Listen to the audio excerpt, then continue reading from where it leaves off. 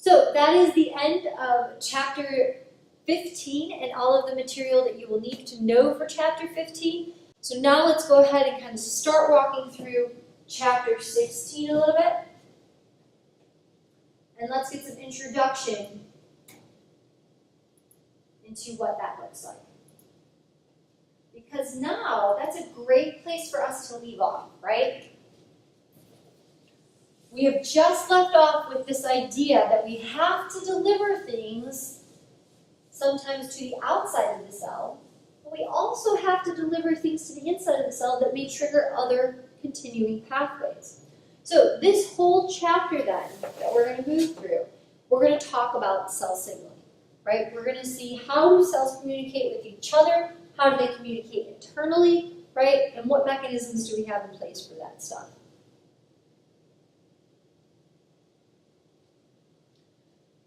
So, the main general concepts and the main principles we're going to go through are these. Trust me, there's plenty enough here for us to digest and go through, right?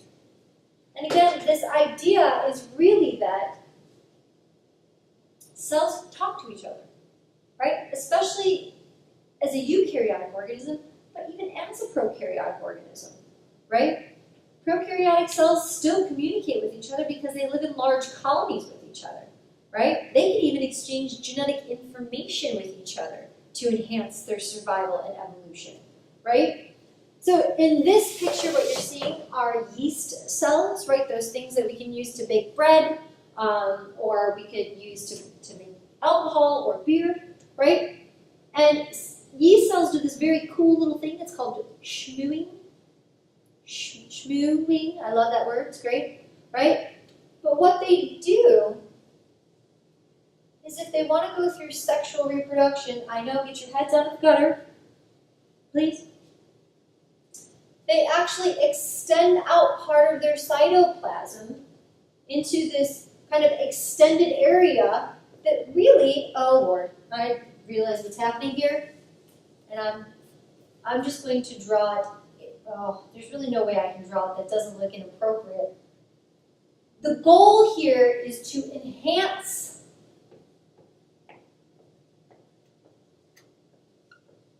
your signal to find a mate.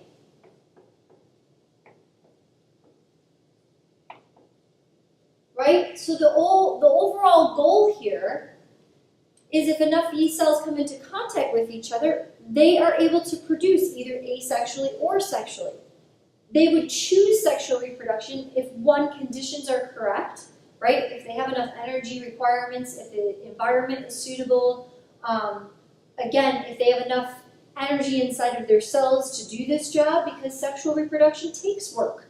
And not just in the physical process, right? But in the outcome of that process, right? For us, it would be carrying a child for 9 months. That takes a lot of physical energy and requirements, right? So for a yeast cell, when all of the conditions are correct, instead of reproducing asexually, they're going to actually look for a mate. That's a good thing, because if I find a mate, I can enhance my genetic recombination, I can enhance evolution, right? I can enhance the sustainability of my species to be able to combat all different types of environments. So what they do is they form this kind of almost extension, almost like a little pseudopodia, if you will. And they kind of schmoo, it's called schmooing, in the direction of another neighboring cell, right? So let's say that one little yeast cell knows that, oh, I feel like I'm in pretty close proximity. Everything seems to be doing very well. I have enough energy. I feel like time is right. No time like the present, right? Another little yeast cell, if it starts to pick up on the signaling molecules that are coming from the yeast cell over here, right, it'll start to schmoo in the same direction.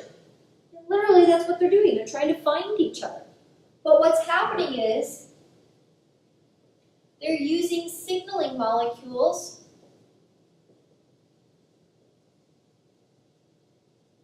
find each other. Right? They're trying to schmoo together. They're trying to be, trying to increase the success of their species, right? So again, all of this has to be the correct environment and kind of correct opportune time for this to happen for yeast cells. So how does cell signaling really occur then, right? So just like the information on your cell phones, right, which is never too far away from anybody's hands, right, the radio frequency, the radio waves that are literally transmitted through the airwaves are received by an internal antenna inside of your phone, right? And it's transmitted through the device internally, and it comes out as sound that you can actually interpret in your brain, right? But even in that process, that sound that comes out now leaves as another sound wave, has to enter into your ear, right? Travel down, hit your tympanic membrane, go all the way through to your hair cells, right? Bend our little mechanical receptors. So again, there's a lot of signaling that's involved here, right? The same concepts we're going to look at a little bit deeper in terms of how cells actually talk to each other. So just like our little schmooing yeast cells, right? They have to be in pretty close proximity to each other. But maybe conditions are right where they actually are pretty far apart, and by far apart, we're not talking across the pond per se, but we may even be talking about across the petri dish, right? That there's enough of a signaling cascade that can be sent in terms of a long-range distance in order to be able to find your mate, right? So there's lots of different ways that cells can do this. Lots of different ways, right? So the first, right, and again, these are just sort of kind of the basic introduction of them, right? We can have things like our endocrine cells. Endocrine cells typically are things that kind of release different types of hormones. We'll talk a little bit about that, right? They actually have to travel through a secondary system through the bloodstream, right? They leave the bloodstream and they affect targeted areas downstream from them, right? Again, we can have paracrine cells. So again, they can have multitudes of different effects on multiple different signaling cascades. Again, we've talked a little bit briefly about synaptic transmission, and again, the idea is you receive information in from one side of the cell, it transmits down the axon via our action potentials, right? Keep pushing or kicking that signal further down until it reaches the nerve terminal, where we briefly talked about exocytosis in the last chapter, fusing vesicles and releasing their molecules out and activating the next neighboring cell. We also can have contact dependent, right? So again, this would be a great question. Tell me the kind of 4 major ways, right, we could have cell signaling types. So again, these are really the 4 major types of ways that there is cell signaling in the body.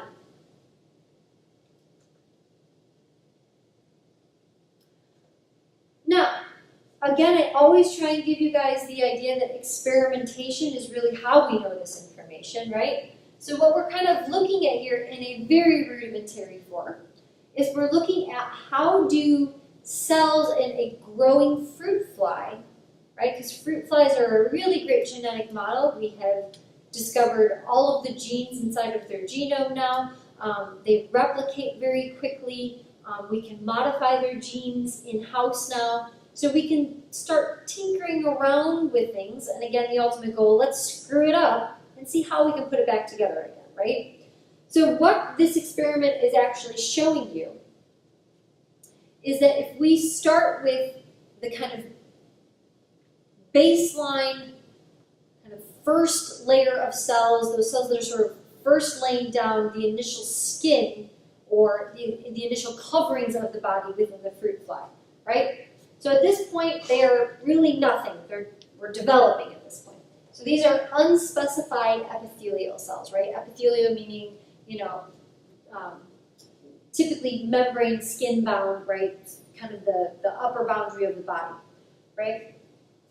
However, what we see is that if we allow for those cells to develop, eventually what will happen during certain time points is they'll start to receive very specific information from neighboring cells. And what that'll do is it'll start to prompt those cells to do something, to turn into something, to become more specified versus being unspecified, right?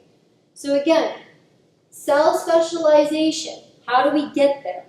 Well, in this particular instance, what I'm showing you is that if we have all of our unspecified epithelial cells, right? Again, those are kind of all of our now gray to tan, right?